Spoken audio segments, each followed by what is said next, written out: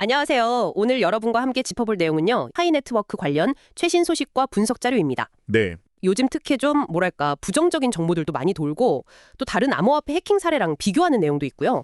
그리고 파이 지갑 추적 프로젝트라는 좀 흥미로운 것도 있더라고요. 네, 맞아요. 이걸 통해서 한번 이 파이 네트워크 둘러싼 여러 이야기들의 실체를 좀 파악해보고 또 중요한 정보들을 명확히 정리해보는 그런 시간을 갖겠습니다.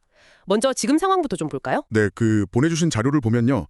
현재 시장에 풀린 파이가 대략 72억 개 정도 되고요. 72억 개요? 네, 그리고 지난 24시간 동안에도 계속 마이그레이션이 이뤄져서 약 2,040만 파이가 새로 추가됐어요. 이게 한 5만 9천 개 계정에서 넘어온 거고요. 아, 계속 늘고 있군요. 네, 그리고 잠금 해제된 보상 총량은 20억 파이 정도 되는데 이 중에서 이제 실제로 거래 가능한 건 790만 파이 수준입니다. 생각보다는 적네요. 거래 가능 물량은. 그렇죠. 가격은 개당 한 81센트 선. 이걸 유지하면서 시가총액 기준으로는 전체 26위 정도 되고요. 1거래량도 2억 5천만 달러 넘어가니까 적지 않죠. 가격 변동성이 없진 않은데 그래도 최근에는 그 80센트 선에서 좀 안정화되는 그런 모습을 보이는 것 같아요. 그런데 자료에 보면 좀 걱정스러운 얘기가 있어요.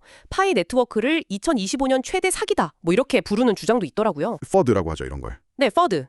내부자들은 자기들 코인만 잔뜩 팔아치우고 일반 사용자들은 팔 기회조차 없었다. 이런 내용인데 이건 좀 더 자세히 봐야 할 것 같아요. 맞아요.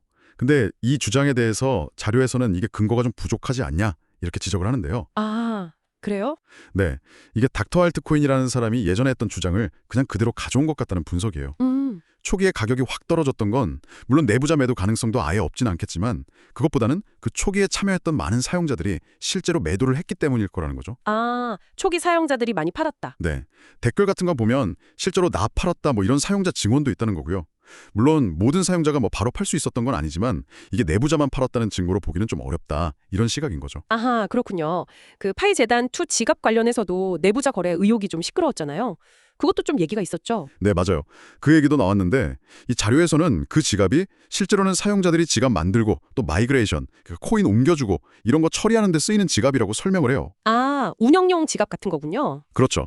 그래서 특정 날짜에 대규모로 코인이 이동한 게 포착됐었는데 그게 내부자 거래가 아니라 실제 사용자들한테 파이가 분배된 결과였다. 이렇게 반박하고 있습니다. 예전에 그 데이터 유출 문제라던가 또 바이비트 CEO가 파이는 사기다 이렇게 얘기했던 일들, 이런 과거 논란들도 다시 좀 언급이 되네요. 네, 2021년에 베트남에서 데이터 유출됐다는 그 사건은 파이 코어 팀 잘못이 아니라 사용자 정보 빼가려던 가짜 사기 사이트 때문에 생긴 일이라고 딱 선을 긋고 있고요. 중국 당국이 경고했던 것도 역시 이런 사기 행위들 때문이지 코어 팀이 직접 데이터를 유출했다거나 그런 증거는 없다는 입장이에요. 하긴 바이비트 CEO가 그렇게 말했어도 파이는 여전히 거래소에서 거래되고 시총 순위도 유지하고 있는 거 보면 시장 반응이 또 다른 것 같기도 하고요. 네, 그렇죠. 그래서 자료에서는 좀 의문을 제기해요. 왜 이렇게 부정확한 정보가 계속 도는 걸까? 이걸 퍼뜨리는 사람들은 뭘 얻는 걸까? 이런 질문을 던지고 있죠. 이런 외부의 어떤 의혹들하고는 별개로 파이 네트워크가 왜 이렇게 개발에 신중하게 좀 오래 시간을 들이는지 설명하는 부분도 되게 흥미로웠어요.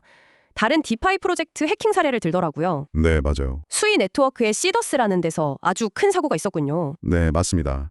그 시더스 스마트 계약 해킹으로 무려 2억 2,300만 달러. 와, 정말 어마어마한 규모의 손실이 발생했었어요. 2억 달러요? 와. 네. 이게 보여주는 게 뭐냐면 스마트 계약이라는 것도 결국에는 컴퓨터 코드잖아요. 그러니까 허점이 있을 수 있고 이게 디파이라는 환경이 얼마나 위험할 수 있는지를 아주 극명하게 보여주는 사례죠. 그렇죠. 코드 버그 하나 있으면 그냥 다 털리는 거니까. 맞아요. 그래서 파이코어 팀이 개발 기간을 이렇게 길게 가져가는 이유 중 하나가 바로 이런 해킹 위험을 최대한 줄이고 스마트 계약의 안정성, 보안 이런 걸 철저하게 검증하기 위해서일 거다. 이런 추측이 나오는 거죠. 일리가 있네요. 공들여서 만들었는데 출시하자마자 해킹당하면 정말 허무하니까요. 그렇죠. 그런 면에서 보면 좀 시간이 걸리더라도 신중하게 가는 게 이해가 되기도 하고요. 마지막으로 이 자료를 제공한 분이 직접 시작했다는 프로젝트가 정말 인상 깊었어요. 파이 재단이 가지고 있는 주요 지갑들을 추적하겠다는 건데요. 구체적으로 어떤 목표를 가지고 있는 건가요? 근데 이게 특히 그 파이 코어 팀한테 보상으로 주어지는 파이 있잖아요. 총 공급량의 한 20% 정도 된다고 하죠. 네.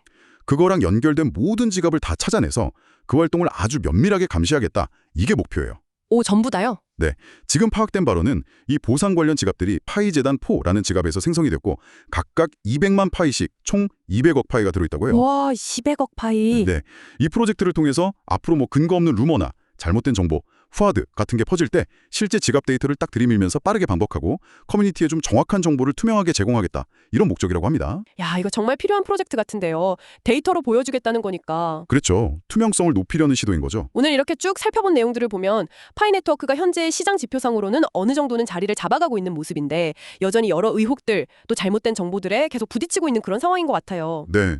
하지만 이제 오늘 본 자료에서는 이런 주장들에 대해서 구체적인 데이터나 정황을 들어서 반박을 하고 있고요. 네. 그리고 그 수위 해킹 사례는 디파이가 가진 어떤 근본적인 위험성 같은 걸 다시 한번 생각하게 하면서 동시에 파이 네트워크가 왜 이렇게 신중한 접근을 택했는지에 대한 설득력 있는 설명을 좀 더해주는 것 같아요. 맞습니다. 마지막으로 소개된 그 지갑 추적 프로젝트는 앞으로 이런 잘못된 정보에 대응하고 또 투명성을 높이는 데 꽤 중요한 역할을 할 수도 있겠다 이런 생각이 드네요. 네, 여러분께서는 이 정보들을 바탕으로 앞으로 어떤 점을 좀 더 눈여겨보시겠어요? 특히 이 지갑 추적 데이터가 나중에 더 자세히 공개된다면 파이 네트워크의 미래를 보는 우리의 시각에 또 어떤 영향을 줄지 한번 생각해보는 것도 흥미로울 것 같습니다.